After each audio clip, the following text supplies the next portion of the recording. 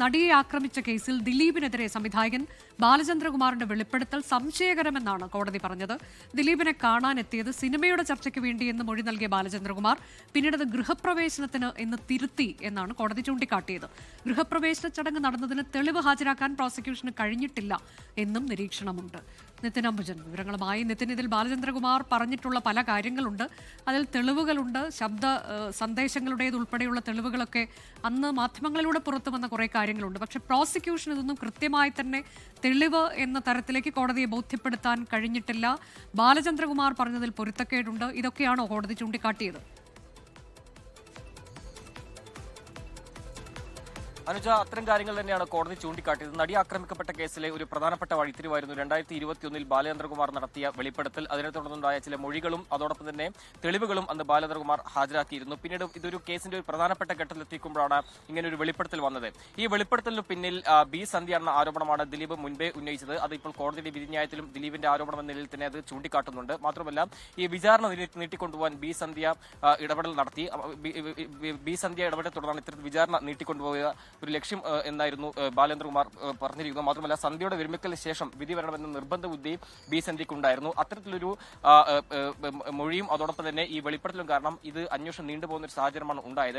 എന്തായാലും ഈ ബാലചന്ദ്രകുമാറിന്റെ വരവും അതോടൊപ്പം തന്നെ ഈ വെളിപ്പെടുത്തലും ചില സംശയങ്ങൾ തന്നെയാണ് ഇപ്പോൾ കോടതി മുന്നോട്ട് വെച്ചിരിക്കുന്നത്. മാത്രമല്ല, പ്രോസിക്യൂഷൻ ഇതുമായി ബന്ധപ്പെട്ട തെളിവുകൾ ഹാജരാക്കാൻ കഴിഞ്ഞിട്ടില്ല എന്ന് വിമർശനം ചൂണ്ടിക്കാട്ടുന്നു. 1700-ലധികം പേജുകളുള്ള വിധിന്യായത്തിൽ പലപ്പോഴും ഈ പ്രോസിക്യൂഷൻ തെളിവുകൾ ഹാജരാക്കുന്നതിൽ പരാജയപ്പെട്ടു, ഗൂഢാലോചന തെളിയിക്കുന്നതിൽ പരാജയപ്പെട്ടു എന്ന വിമർശനം ഉന്നയിക്കുന്നുണ്ട്. സ്വാഭാവികമായിട്ടും ആ ഒരു നിലയിൽ തന്നെയാണ് ഇപ്പോൾ ഈ വിധിന്യായയുടെ കൂടുതൽ വിശദാംശങ്ങൾ പുറത്തുവരുമ്പോൾ മനസ്സിലാക്കാൻ സാധിക്കുന്നത്. പല ഘട്ടങ്ങളായിട്ടാണ് ഈ സംഭവങ്ങളെല്ലാം തന്നെ വിശദീകരിച്ച് ഈ 1700-ലധികം പേജുകളുള്ള ഒരു വിധിന്യായത്തിൽ പറഞ്ഞിരിക്കുന്നത്. അതിൽ പ്രധാനപ്പെട്ട ഭാഗത്തിൽ പറഞ്ഞിരിക്കുന്നത് ഇപ്രകാരമാണ്: ബാലചന്ദ്രകുമാറിന്റെ വെളിപ്പെടുത്തൽ ഒരു സംശയം തന്നെയാണ് കോടതിയെ പ്രകടിപ്പിച്ചിരിക്കുന്നത്.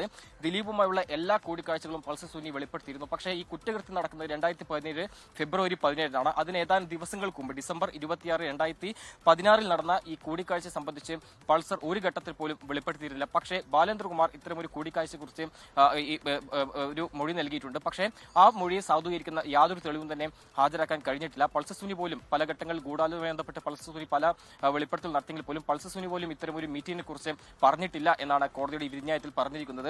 ബാലചന്ദ്രകുമാറിന് മാത്രമാണ് ഇത്തരമൊരു കൂടിക്കാഴ്ച സംബന്ധിച്ച കാര്യങ്ങൾ അറിവുള്ളൂ. ഇത് സംശയമാണെന്ന് കോടതി പ്രകടിപ്പിക്കുന്നു. This is not a genuine story എന്നാണ് ഈ വിധിന്യായത്തിൽ കോടതി തന്നെ ചൂണ്ടിക്കാട്ടുന്നത്. ദിലീപിനെ കാണാൻ എത്തിയത് സിനിമാ ചർച്ചയ്ക്ക് വേണ്ടിയെന്നാണ് ബാലചന്ദ്രകുമാർ ആദ്യം നൽകിയ മൊഴി. പക്ഷേ പിന്നീട് അത് കോടതിയിലെത്തിയപ്പോൾ ഒരു ഗൃഹപ്രവേശ ചടങ്ങിന് വേണ്ടി എത്തിയതാണെന്ന ഒരു മൊഴിയാണ് നൽകിയിരിക്കുന്നത്. അങ്ങനെ പ്രോസിക്യൂഷന്റെ വാദവും മൊഴിയും തമ്മിൽ ചേർന്ന് പോകുന്നില്ല എന്ന് തന്നെയാണ് ഈ കോടതിയുടെ ഈ വിധിന്യായത്തിൽ പറഞ്ഞിരിക്കുന്നത്. എന്തായാലും അങ്ങനെ ഒരു ഗൃഹപ്രവേശനം നടന്നതിന്റെ ഒരു തെളിവും പ്രോസിക്യൂഷന് ഹാജരാക്കാൻ കഴിഞ്ഞിട്ടില്ല. അത് ഈ കേസിനെ സംബന്ധിച്ച് വലിയ തിരിച്ചടിയായി തന്നെ എന്ന് പറയാം. മാത്രമല്ല, ഈ വെളിപ്പെടുത്തലൊരു സംശയം തന്നെയാണ് കോടതി പ്രകടിപ്പിച്ചിരിക്കുന്നത്. പൾസർ സുനിയും ദിലീപും തമ്മിലുള്ള ബന്ധം അത് അതീവ രഹസ്യമാണെന്ന് അന്വേഷണ സംഘം തന്നെ പറയുന്നു. പക്ഷേ അങ്ങനെയൊരു ബന്ധം അതീവ രഹസ്യമാണെങ്കിൽ പൾസർ സുനിയും ദിലീപും എങ്ങനെ ഈ ബാലചന്ദ്രകുമാറിന്റെ മുന്നിൽ ഒപ്പം നിൽക്കുമെന്ന ചോദ്യമാണ് കോടതി മുന്നോട്ട് വയ്ക്കുന്നത്. അങ്ങനെ പ്രോസിക്യൂഷന്റെ പരാജയം, അതായത് തെളിവുകൾ ഹാജരാക്കുന്നതിൽ പ്രോസിക്യൂഷൻ പരാജയപ്പെട്ടു എന്ന് ആവർത്തിച്ച് പറയുമ്പോൾ ചില സംശയങ്ങളും കോടതി പ്രകടിപ്പിക്കുകയാണ്. അത് ബാലചന്ദ്രകുമാറിന്റെ വെളിപ്പെടുത്തലും അതിനെ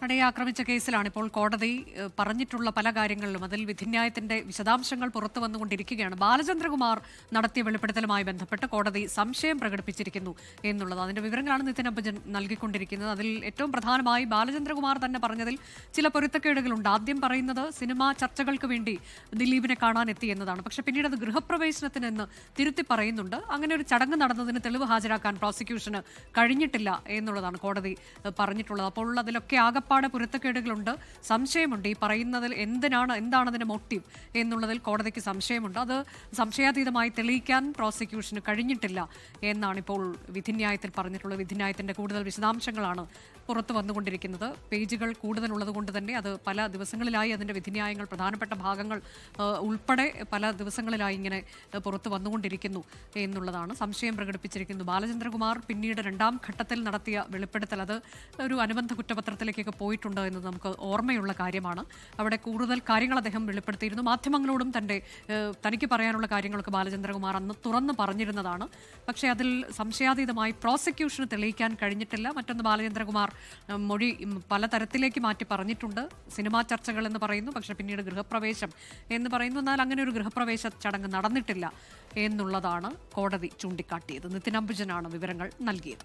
ലോകത്തെവിടെയായാലും ഏത് സമയത്തും 24 വാർത്തകളും ഓഗ്മെന്റഡ് റിയാലിറ്റി പാക്കേജുകളും എക്സ്പ്ലെയിനറുകളും വിശദമായി കാണാൻ ഞങ്ങളുടെ യൂട്യൂബ് ചാനൽ നിങ്ങൾക്ക് സബ്സ്ക്രൈബ് ചെയ്യാം.